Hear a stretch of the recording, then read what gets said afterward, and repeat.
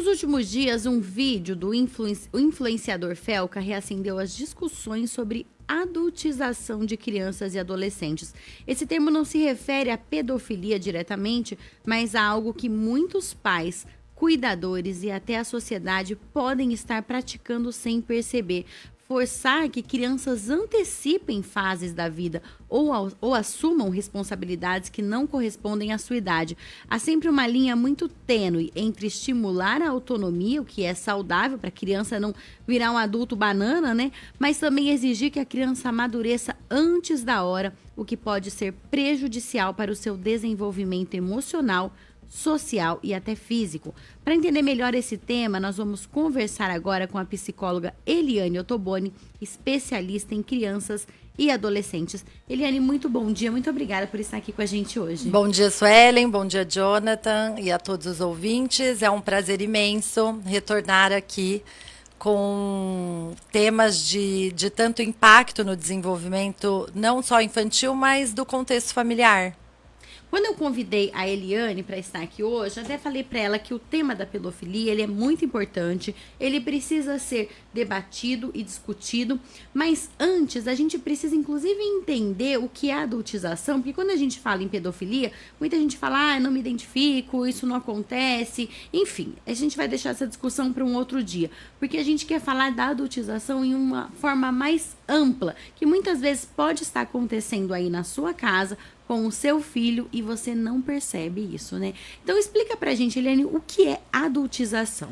Adultização, primeiro que ela está muito em evidência nesse momento, né? Porque nós temos a parte boa do canal de comunicação, a internet, que pôde atingir, né? Chegar em mais lares, em mais pessoas sobre o tema.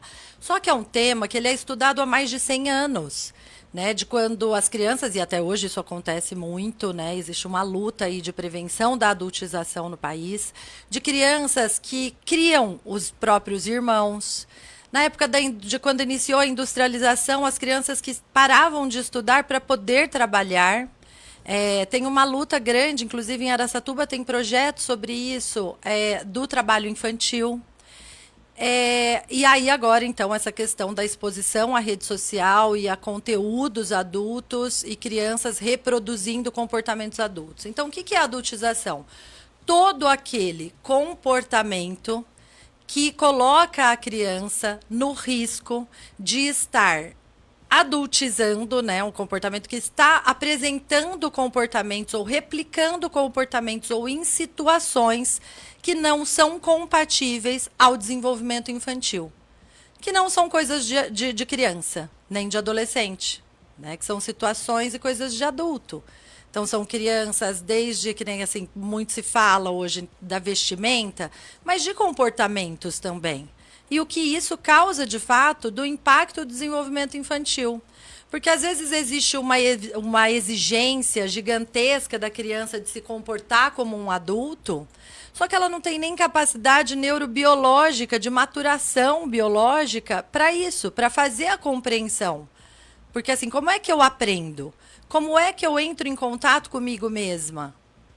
Como é que eu internalizo a minha aprendizagem, a minha inteligência emocional, o meu autoconhecimento, a minha autoconfiança? Quando eu estou em contato com o ambiente, eu tenho a capacidade de entendimento, de compreensão, de processar tudo aquilo dentro de mim. Quem sou eu no mundo? Quem sou eu nesta situação? Como eu devo, então, me comportar a partir daqui? E a criança não consegue fazer isso quando ela é muito pequena, é isso? Jamais. Ela não dá conta. Ela não tem maturidade suficiente para isso. Por isso que a criança precisa de governo. Quem é o governo? O adulto. O adulto, os pais, né, geralmente. Então, a criança, ela precisa do limite, ela precisa da educação. Isso pode, isso não pode, porque não pode. Isso não é para a criança.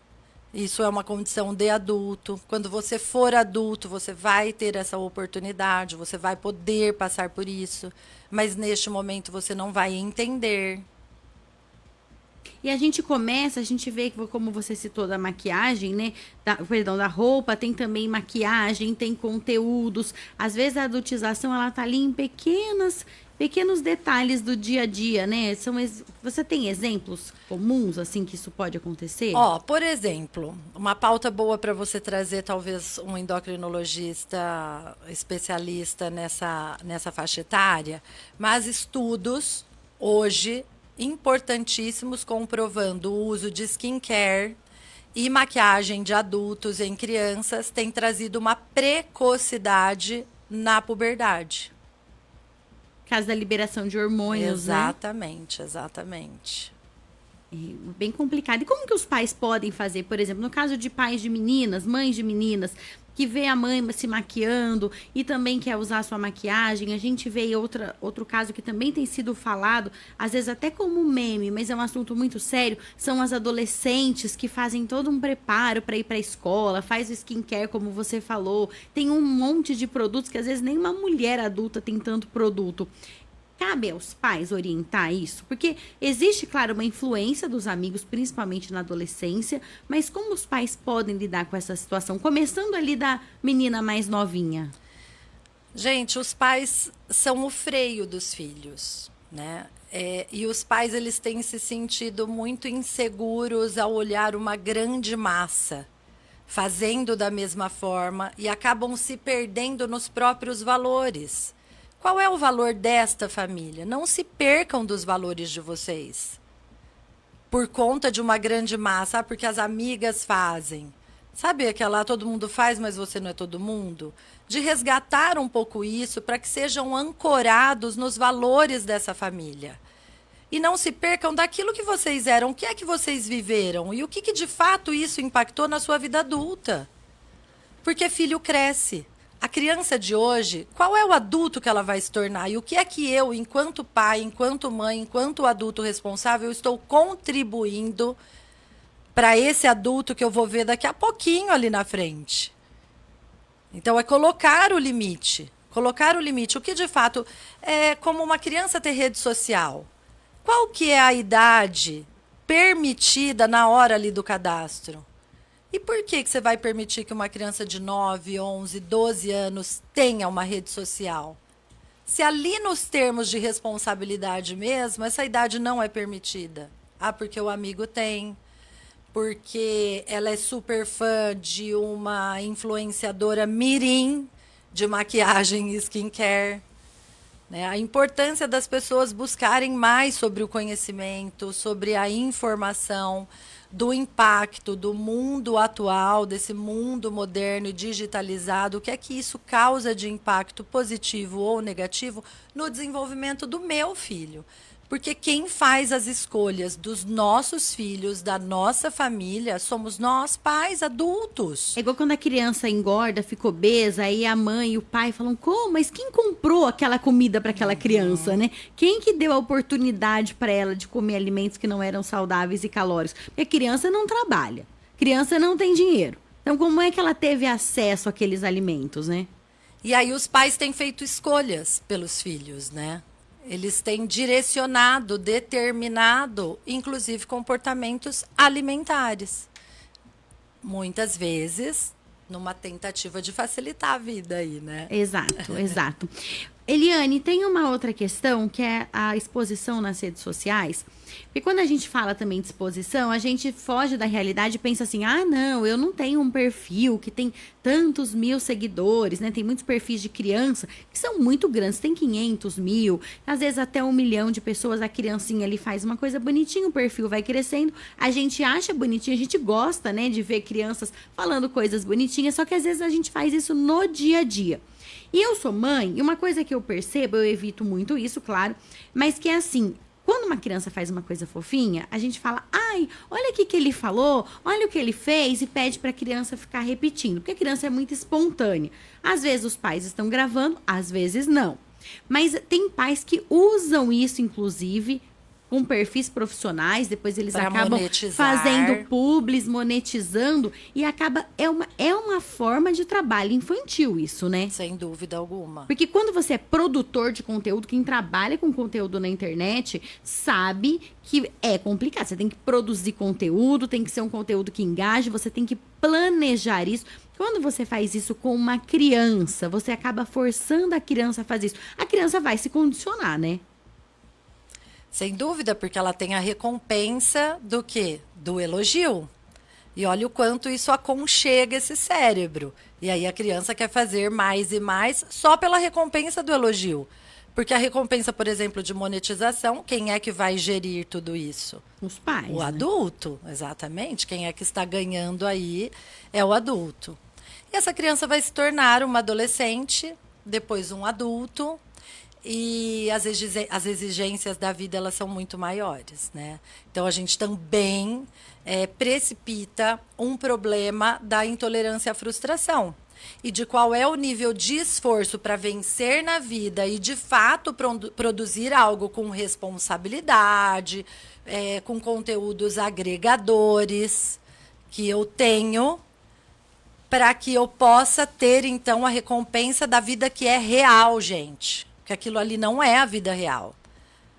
Não é a vida de sobrevivência, de interação social, afetiva e econômica.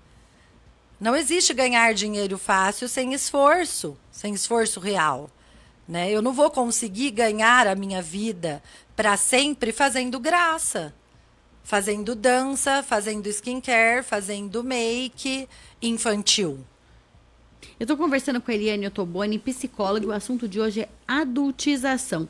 Eliane, e quais são as consequências emocionais ou psicológicas de uma criança ou adolescente que é adultizada antes da hora? O que de fato os estudos mostram e comprovam sobre a adultização, como eu falei, é um tema estudado, né, e combatido fortemente há mais de 100 anos, é justamente o desenvolvimento de maior chances de desenvolver ansiedade, depressão, dificuldade nas habilidades sociais, autoconhecimento deficitário, inseguranças, né, uma intolerância à frustração, mas principalmente essa despersonalização, né, de quem sou eu. Imagina chegar lá na vida adulta e ter que cavucar, né, esse interior aí de quem sou eu. Lá na vida adulta, eu buscar sobre o meu autoconhecimento, eu tomar consciência de quem sou eu. Isso é um esforço gigantesco. E que nem sempre, mesmo que você vá buscar profissionais da área, lá na vida adulta, nem sempre isso será resolvido de uma maneira 100%. E até chegar lá, quantos relacionamentos foram perdidos ou não feitos, não construídos, porque você não tinha recurso interno suficiente para poder ter uma interação com o mundo de maneira satisfatória. Até uma questão que a pessoa às vezes procura ajuda quando ela já tem um quadro de depressão, ansiedade, já tem alguma doença ali por trás, né? Sim, sem dúvida. São doenças mais silenciosas, né? E que no dia a dia elas podem apresentar sintomas que se confundem ali com a realidade ou com uma fatia daquele momento de vida. Nas crianças, principalmente, assim, começam a ficar mais ansiosas perante uma avaliação na escola, né? Uma prova. Por causa da cobrança dos pais, provavelmente? Eu acho que vamos falar da adultização principalmente ou da rede social, né? Desse mundo digital e de onde tudo está muito facilitado. Para eu tirar nota, eu preciso estudar. E as crianças elas têm tido muita dificuldade em permanecer em atenção por mais tempo, justamente por esses conteúdos muito rápidos. O excesso de estímulo, né? Exatamente. E aí elas acabam se esforçando menos, né? E até mesmo, e também vem junto disso, a necessidade do ser bom. O tempo inteiro sendo avaliada externamente, e não internamente, né? Do que quem eu sou, mas do que eu faço, do que eu entrego, da minha aparência. E aí chega num momento ali onde só depende dela, do que foi o esforço dela, né, gente? É de uma questão intelectual, de aprendizagem, e ela se sente cobrada. E aí aquilo que dependeu muito mais de um esforço intelectual e comportamental do sentar e fazer aquilo que cabe a mim, né, da minha responsabilidade enquanto criança e do meu afazer principal, o meu trabalho de fato é o meu estudo, e ela se coloca em xeque ali. E aí vem todos os sintomas de ansiedade. Então, geralmente, vem nos procurar, que ela está ficando muito, ou ele está ficando muito ansioso antes de uma avaliação. E aí, a hora que essa criança chega até nós, enquanto profissional da saúde mental, você vê que, sim, quanto tempo de tela tem essa criança por dia, o que é que está acessando, o quanto essa família tem participado de fato e responsabilizado, porque assim, o Suelen, autonomia, ela está atrelada à responsabilidade. Né? O que é dar autonomia para uma criança hoje? Então, nós temos desde a autonomia da criança com 2 anos de idade, que você vai ensinar e ajudar a guardar os brinquedos, né? Uma criança maiorzinha que já tira o prato da mesa e leva a pia, ajuda a arrumar uma cama ou já arruma a própria cama. Depois você vai ensinar a andar de bicicleta, você vai ensinar a atravessar uma rua. Então, assim, isso sim é autonomia.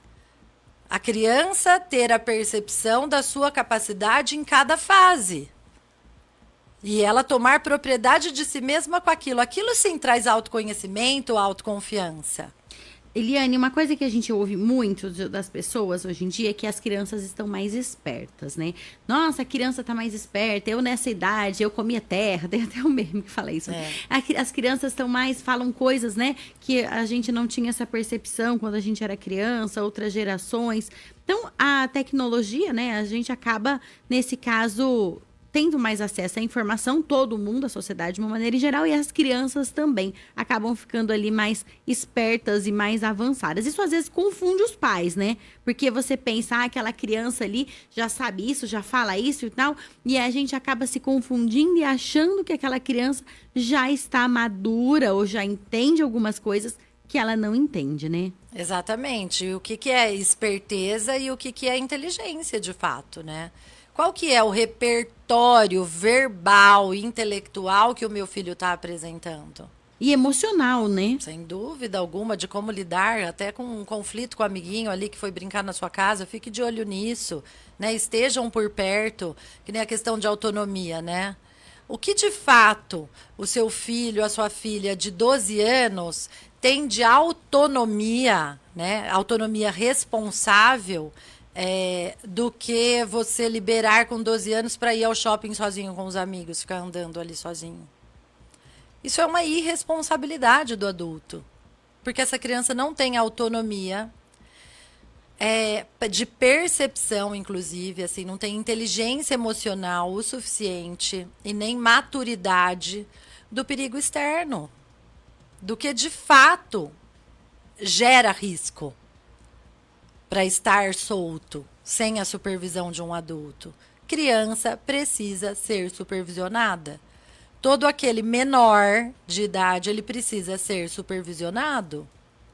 Como que os pais podem observar que sinais se a criança está sofrendo com a pressão do amadurecimento? Irritabilidade, né? É um sinal assim super importante, muito comum. Então, aquela criança que está sempre irritadiça, dando respostas atravessadas. A criança em isolamento, principalmente o isolamento social na família. Criança muito quieta, que conversa pouco, que você consegue acessar pouco. A Eliane só fica no quarto. Tudo que a gente vai perguntar se incomoda, se irrita, não fala sobre. É quando a gente consegue perceber que não houve uma formação de vínculo de confiança, de vínculo afetivo, principalmente nessa família, porque assim, gente, qualquer conflito que apareça na criança, uma vez que tenha um vínculo de confiança ali com os responsáveis, atuantes diariamente com essa criança, a gente consegue perceber enquanto adulto. Só que tem faltado muita coragem, né? Tá dando uma preguicinha aí de acessar, de sentar, de conversar, de resolver conflitos dos filhos. Então, crianças mais isoladas, mais irritadiças, que têm dado pouco acesso à família.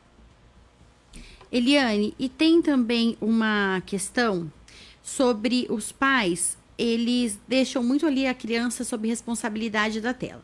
E aí, por exemplo, eles são permissivos para algumas coisas, como você falou, pode ir ao shopping sozinho, pode fazer o skincare, pode usar roupa de adulto, ou pode, né, assistir certos conteúdos que não são para a idade, porém, o que eles precisam ensinar sobre a vida real não é ensinado, né? Porque essa criança às vezes não sabe lavar uma louça, não sabe arrumar uma cama, não sabe fazer ali minimamente, cara, você vai colocar a criança para cozinhar uma refeição inteira da família, mas às vezes não consegue fazer um lanche sozinha.